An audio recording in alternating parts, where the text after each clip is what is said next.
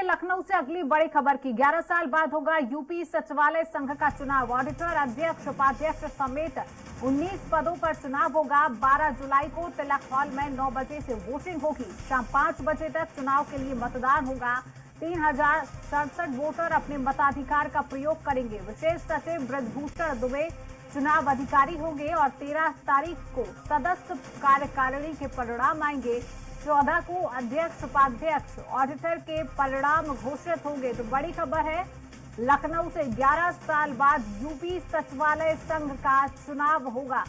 Auditor, अध्यक्ष, उपाध्यक्ष समेत 19 पदों पर यह चुनाव होगा। और अगली बड़ी खबर भी लखनऊ से है। 11 साल बाद हो रहे सचिवालय संघ के चुनाव को लेकर सरगर्मियां बढ़ा दी हैं। संघ के विभिन्न पदों पर हो रहे चुनाव में सैकड़ों लोगों ने नामांकन किए हैं। सबका अपना एजेंडा है और सबकी अपनी धार है। उपाध्यक्ष पद के उम्मीदवार धर्मेंद्र कुमार सिंह ने इन सभी मुद्दों पर खास बातचीत की। संवाददाता घनश्याम निशान चौरसिया से।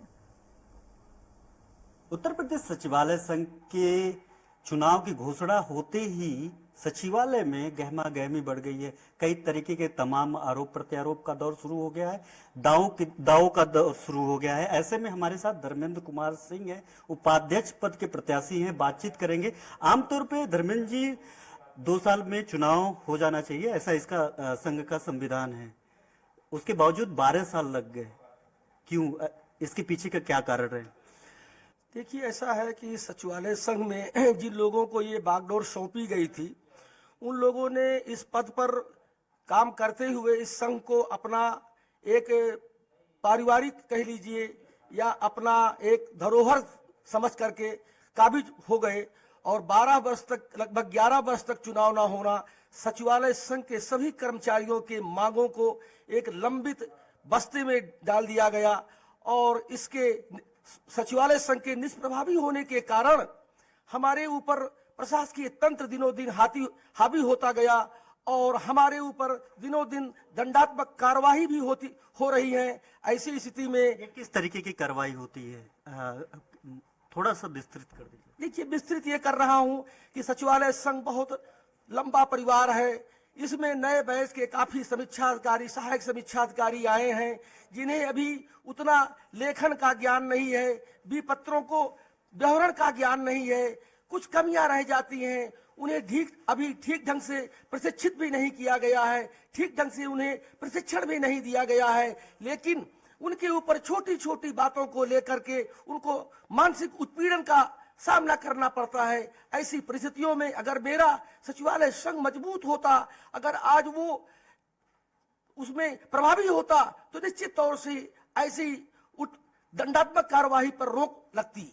तो क्या इसके लिए कोई एजेंडा बनाए हैं? चुनाव में लोगों के बीच में जाएंगे कि इनका उत्पीड़न ना हो, उसके लिए आपके तरफ से कोई वादा? हाँ, माननीय सरकार के द्वारा कार्य क्षमता में वृद्धि के लिए प्रत्येक माह ऐसे कोई न कोई आयोजन करने का कार्य किया है, जिससे हमारे सचिवालय के सभी कर्मचारियों में कार्य क्षमता में वृद्धि हेतु अच्छा जो है संचार और प्रसार हो रहा है। हम लोग भी आपस में गोष्ठी करके, बैठक करके आपस में उनको सुझाव दे रहे हैं। वर्तमान समय में हमारे 2016 बैच और 2017 बैच के लोगों को अच्छे ढंग से प्रशिक्षण भी दिया गया है। और आप देखिए, दिनों दिन उनके कार्यों में गुणोत्तर वृद्धि भी हो रही है। तो फिर आगे और क्या मुद्दे ऐसे होंगे जिन मुद्दों को लेकर के आप उपाध्यक्ष पद के लिए लोगों के बीच में जाएंगे? देखिए, मेरा मुद्दा बहुत साफ है। आज जो लोग चुनाव मैदान में हैं, वो कहते हैं कि मैं चुनाव जीतने के बाद मैं ये कार्य करूंगा, मैं वो कार्य करूंगा। काफी झूठे वादे दे रहे हैं। मैं संघर्ष करते हुए 1998 में यहाँ समीक्षा अधिकारी के पद पर कार्यरत रहा। तब इसका नाम प्रवर वर्ग सहायक और अवर वर्ग सहायक था। हमसे न्यूनतम वेतन मान के लोगों को अधिकारी शब्द से संबोधित किया गया। तब मेरे मन में एक कुंठा और पीड़ा जागृत हुई। तत्कालीन मुख्यमंत्री राजनाथ सिंह की कृपा से हम अपने पदनाम को परिवर्तित कराते हुए समीक्षा अधिकारी और सहायक समीक्षा अधिकारी नाम को परिवर्तित कराया। इसी बीच में यह दौर चलता रहा। हमारी लोक सेवा आयोग से परिध को हटा दिया गया था। यह चयन प्रक्रिया को उत्तर प्रदेश अधीनस्थ चयन बोर्ड में शामिल कर दिया गया था। हम लोगों ने सचिवालय के कर्मचारियों के सहयोग से हमने एक बड़ा बृहद आंदोलन चलाया और सरकार को यह मजबूर कर दिया कि वो अपने निर्गत आदेश को तत्काल प्रभाव से उन्होंने निरस्त किया। आज जो हमारी चयन प्रक्रिया लोक सेवा आयोग से हो रही है, इसमें खेतों में, गांवों में गरीबों के, मजबूरों के, गरीब बच्चों के, काम करने वाले बच्चों को आसानी से परीक्षा दे करके यहाँ पर सरकार में अपना योगदान ईमानदारी से दे रहे हैं। उसके बाद मैंने जो है एक आंदोलन चलाया कि आपका ये उत्तरांचल था, बहुत विकट समस्या थी, उसको मैंने जबरन न भेजे जाने का भी किया। दूसरा था सहायक समीक्षाधिकारी का और समीक्षाधिकारी का ग्रेड पे परिवर्तन करना। 4600 से 4800 ग्रेड पे का परिवर्तन कराते हुए हमने बृहद आंदोलन किया और सरकार ने हमको सहमति प्रदान की।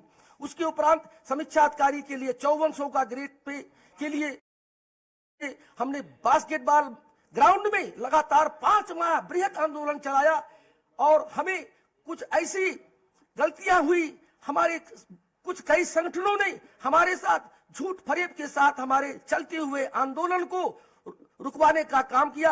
अभी वो समस्या हमारी जीवित है और हम भविष्य में 5400 का ग्रेड पे के लिए और सहायक समीक्षाधिकारी का 4800 ग्रेड पे किए जाने के लिए बृहद आंदोलन चलाए जाने का काम करूंगा।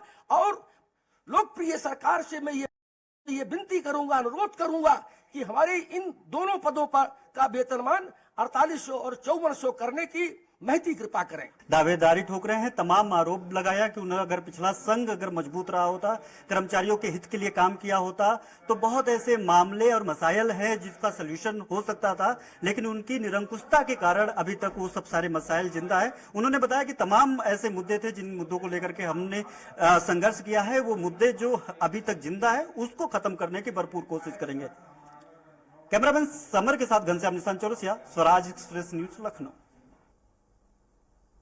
और